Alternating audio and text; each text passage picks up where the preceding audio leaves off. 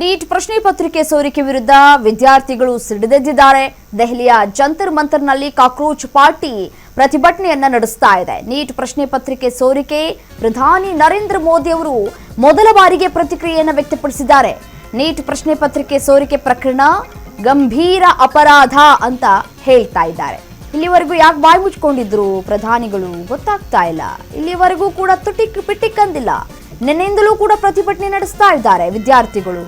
ನಿನ್ನೆ ರಾತ್ರಿ ಅಹೋರಾತ್ರಿ ಧರಣಿಯನ್ನ ನಡೆಸಿದ್ದಾರೆ. ಈಗ ಬಂದ್ಬಿಟ್ಟು ಆಯ್ತು ಅಂತ ಹೇಳಿ ಒಂದು ಸಮಾಧಾನ ಪಡಿಸುವಂತಹ ಕೆಲಸವನ್ನ ಕೂಡ ಮಾಡ್ತಾ ಇದ್ದಾರೆ. ಹೇಗೆ ಜಸ್ಟ್ ಮೂಗಿಗೆ ತುಪ್ಪ ಸವರಿ ಅದನ್ನ ಒರೆಸುವಂತಹ ಕೆಲಸವನ್ನ ಮಾಡ್ತಾ ಇದ್ದಂತೆ ಕಾಣ ಸಿಗ್ತಾ ಇದೆ. ಇದು ಕೇವಲ ಸರ್ಕಾರದ ಜವಾಬ್ದಾರಿಯಲ್ಲ, ರಾಷ್ಟ್ರೀಯ ಕರ್ತವ್ಯ. ಅದನ್ನು ಮರೆತು ಬಿಟ್ರ ಪ್ರಧಾನಿ ಮೋದಿ ಅವರು? ಬರೀ ಮೈಕ್ ಮುಂದೆ ಬರೀ ಊದೋದಷ್ಟೇನಾ ಅಂತ? ಪ್ರಶ್ನೆ ಪತ್ರಿಕೆ ಸೋರಿಕೆ ಮಾಡಿರುವಂತಹ ಅಪರಾಧಿಗಳಿಗೆ ಕಠಿಣ ಶಿಕ್ಷೆ ಆಗಬೇಕು ಅಂತ ಈಗ ಹೇಳ್ತಾ ಇದ್ದೀರಿ.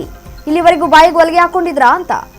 ದೋಷರಹಿತ ಪರೀಕ್ಷಾ ವ್ಯವಸ್ಥೆಯನ್ನ ರೂಪಿಸೋದಕ್ಕೆ ಸಾಮೂಹಿಕ ಪ್ರಯತ್ನದ ಅಗತ್ಯತೆ ಇದೆ ಅಂತ ಈಗ ಹೇಳ್ತಾ ಇದ್ದೀರಿ. ಪ್ರಶ್ನೆ ಪತ್ರಿಕೆ ಲೀಕ್ ಆಗಿ ಎಷ್ಟು ಸಮಯ ಆಯ್ತು, ಮತ್ತೆ ಮರುಪರೀಕ್ಷೆ ಆಯ್ತು, ವಿದ್ಯಾರ್ಥಿಗಳು ಪಾಸ್ ಆಗಿದ್ದಾಯ್ತು, ಈಗ ಹೇಳ್ತಾ ಇದ್ದೀರಲ್ಲ ವಿದ್ಯಾರ್ಥಿಗಳ ಭವಿಷ್ಯ ದೇಶದ ಹಿತಕ್ಕಾಗಿ ಒಗ್ಗಟ್ಟಾಗಿ ಕೆಲಸ ಮಾಡಬೇಕು ಅನ್ನುವಂತಹ ಸಂದೇಶ ಈಗ ಯಾಕೆ ರವಾನೆ ಮಾಡ್ತಾ ಇದ್ದೀರಿ? ಇಲ್ಲಿವರೆಗೂ ಕೂಡ ಯಾಕೆ ಸುಮ್ಮನೆ ಇದ್ರಿ? ಯುವಕರನ್ನ ಹತ್ತಿಕ್ಕುವಂತಹ ಕೆಲಸಕ್ಕೆ ಯಾಕೆ ಮುಂದಾದ್ರಿ? ಯುವಕರ ಭವಿಷ್ಯವೇ ಮೊದಲ ಆದ್ಯತೆ ಅಂತ ಹೇಳಿ ಪ್ರತಿ ಬಾರಿ ಮೈಕ್ ಮುಂದೆ ಓದೋದಾಗೋಯ್ತಷ್ಟೇ. ಅಲ್ಲಿ ಯಾರೋ ಬರ್ಕೊಟ್ಟಿರ್ತಾರೆ, ಅದನ್ನು ತೆಗೆದು ಬಂದು ಓದೋದಷ್ಟೇ.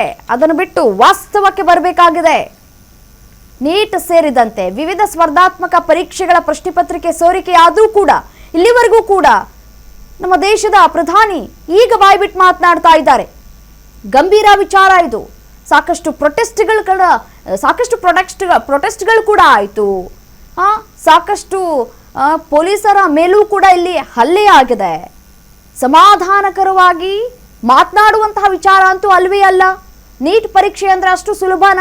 ಎಷ್ಟು ಕಷ್ಟಪಟ್ಟು ಓದಬೇಕು, ಎಷ್ಟು ಪ್ರಿಪರೇಷನ್ ಆಗಬೇಕು, ಅದಕ್ಕೆ ವಿದ್ಯಾರ್ಥಿಗಳು ಯಾವ ರೀತಿಯಾಗಿ ತಯಾರಿ ಮಾಡ್ಕೊಂಡಿರ್ತಾರೆ ನಿಮ್ಗೇನು ಗೊತ್ತಿರಲ್ಲ ಬಿಡಿ.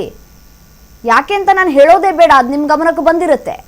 NDA ಸಂಸದೀಯ ಪಕ್ಷದ ಮಂಗಲ್ ಮಿಲನ್ ಸಭೆಯಲ್ಲಿ ಮಾತನಾಡಿದ್ದಾರೆ ಪ್ರಧಾನಿ ಅವರು. ಪ್ರಶ್ನೆ ಪತ್ರಿಕೆ ಸೋರಿಕೆಯನ್ನ ತಡೆಯೋದು ಸರ್ಕಾರದ ಕರ್ತವ್ಯ ಮಾತ್ರವಲ್ಲ, ಅದು ರಾಷ್ಟ್ರದ ಜವಾಬ್ದಾರಿಯೂ ಆಗಿದೆ ಅಂತ ಕೂಡ ಹೇಳ್ತಾ ಇದ್ದೀರಿ. ಯಾಕೆ ಮಾತನಾಡಲಿಲ್ಲ ಇಲ್ಲಿವರೆಗೂ ಕೂಡ?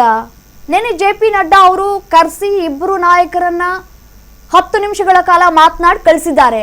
ಏನ್ ಇಲ್ಲಿವರೆಗೂ ತೀರ್ಮಾನ ಏನ್ ತೆಗೆದುಕೊಂಡ್ರಿ? ಅದನ್ನು ಬಹಿರಂಗ ಪಡಿಸಬಹುದಲ್ವಾ?